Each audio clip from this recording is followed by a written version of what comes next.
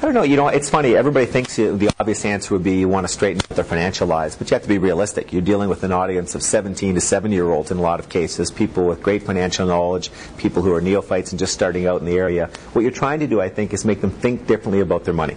And each person go home with 2 or 3 tidbits that they can make a change, a positive change with their financial management. But also I speak about a lot of non-finance subjects. So you're using a lot of humor and talking about business and entrepreneurship too. I think a lot of it, again, is to make people think and to get them actively examining what they're doing now, thinking about it from a different perspective. I think more than anything else, that's what my goal is.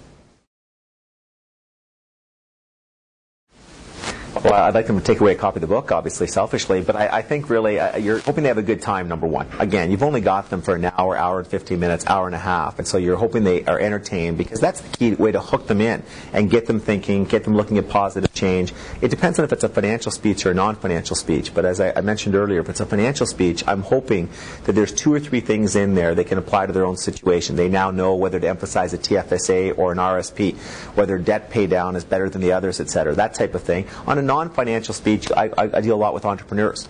And so you're hoping that they can, again, view things differently. They hear your story about how you started out. And you do want it to be motivating. There's no doubt about it. I'm not on purpose a motivating speaker, but you're hoping when you tell your own business stories and the challenges you went through, the things you had to overcome, and all the mistakes you've made, and I've made a lot of them, that motivates people to kind of stick with things and see that it's not going to be a smooth ride to success, because life doesn't work that way in personal finance or in entrepreneurship.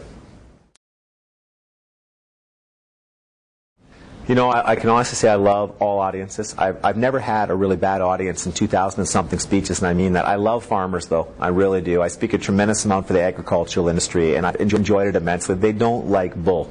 And so the fact that I tend to emphasize a lot of common sense, and I tell it like it is, it's really seemed to resonate with them. I also like dealing with teachers because I grew up that way. My father was a high school principal. A lot of my best friends are teachers. And before I became the Wealthy Barber, I ran a course teaching teachers how to manage their money. So I have experience in that field. But you know what? I really like all the audiences. In fact, the diversity of the audiences, the individual audiences, member to member, but also between each other, has been a big part of why I've enjoyed my career so much. No one night or no 2 nights are the same. They're always different. So no audience really is perfect in terms of me saying that's what I want. I like them all.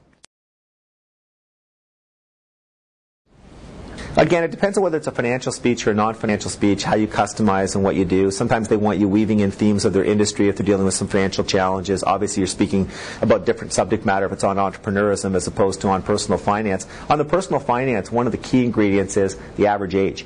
And you're going to tailor the advice a little bit to the average age of the crowd. But for the most part, I don't do as much of that as some speakers. I'm a storyteller, and I tend to take the stage and kind of wing it. I watch the audience come in. In fact, I think the people hiring me are always surprised how early I show up. But I like to watch the people get there and talk to them as they come in if it's a public seminar, or know as much about them ahead of time as I can, because then I just naturally kind of go into the different areas that apply to that audience on the finance front.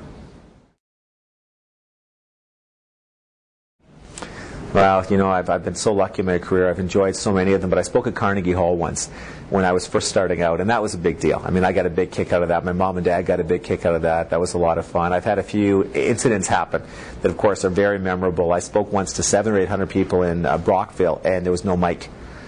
And they were out there, and the average age was deceased. I mean, you had a crowd that was really old and no mic. And so I essentially had to yell an entire speech. And that one will always stick in my mind. But they've all been fun. You know, as I said earlier, I've been lucky in my career. I've spoken over 2,000 times, and I don't have a single night I remember going, oh, I wish that hadn't happened, or that was a bad experience. They were all positive. I've been very, very lucky.